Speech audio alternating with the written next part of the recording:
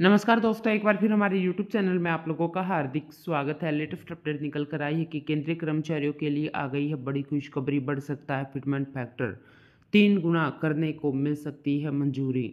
दोस्तों, केंद्रीय कर्मचारियों को कई तोहफे मिल चुके हैं, लेकिन कई अभी बाकी भी हैं। डीए में इजाफे के बाद अब केंद्रीय कर्मचारियों को नए साल का इंतजार है। नए साल में महंगाई भत्ता फिर रिवाइज होगा, लेकिन इसके साथ ट्रैवल अलाउंस एचआरए में भी बढ़ोतरी की संभावना है। साथ ही साथ सबसे बड़ा तोहफा फिटमेंट फैक्टर के तौर पर भी मिल सकता है। तो दोस्तों, हम आपको सब डिटेल में बताएंगे। अगर आप हमारे चैनल पर फर्स्ट टाइम विजिट कर रहे हैं तो चैनल को लाइक कर दीजिए, सब्सक्राइब कर दीजिए, साथ ही साथ बेल आइकन को भी बजा दीजिए, ताकि गवर्नमेंट या पेंशन से संबंधित जितने भी न्यूज आती हैं उनकी नोटिफिकेशन आप लोगों के पास तुरंत पहुँच सके। तो करते वीडियो को स्टार्ट बिना किसी देरी के।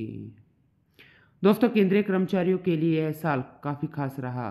कुल मिलाकर 8% महंगाई भत्ते में इजाफा हुआ, लेकिन इंतजार कई और तोहफों का अब भी बाकी है। साल खत्म होने में अब महज कुछ ही दिन बाकी हैं, जिसके बाद नया साल का सफ़र शुरू हो जाएगा।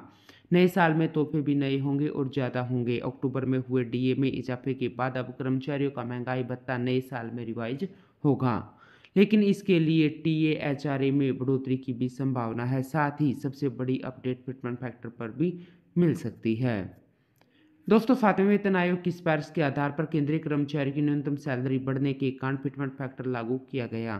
फिटमेंट फैक्टर लगने की वजह से केंद्रीय कर्मचारी की न्यूनतम सैलरी सीधे 6,000 से बढ़कर 18,000 रुपये हो गई। फिटमेंट फैक्टर 2.57 गुना निर्धारित किया गया। सिफारिशों के मुताबिक इसे 3 रखने की बात कही गई।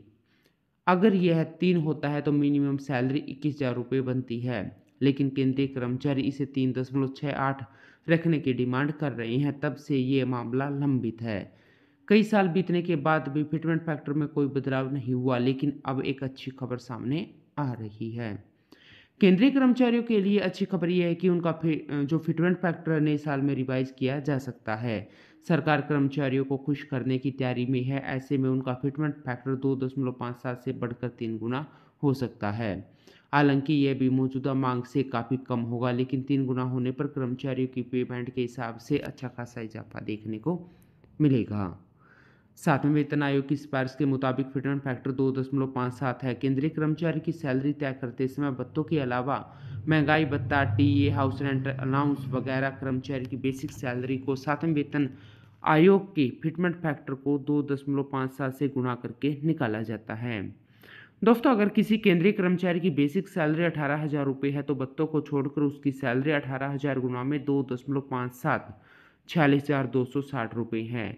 अगर इसे 3 मान लिया जाता है तो सैलरी 21,000 गुना में 63,हजार रुपये होगी और कर्मचारी की सैलरी में बम्पर फायदा देखने को मिलेगा।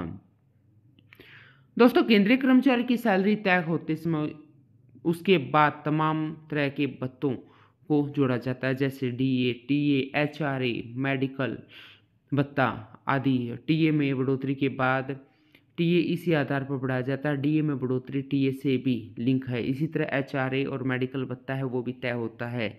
जब सारे भत्ते कैलकुलेट होते हैं तभी केंद्रीय कर्मचारियों की मासिक सीटीसी तैयार होती है।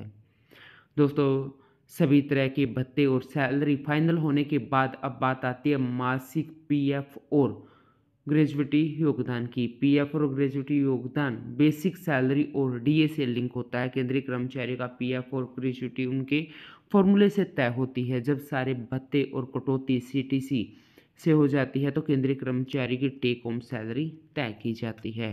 तो दोस्तों, आज के लिए इतना ही। मिलते हैं नेक्स्ट वीडियो में। तब तक के लिए जय हिंद, जय भारत।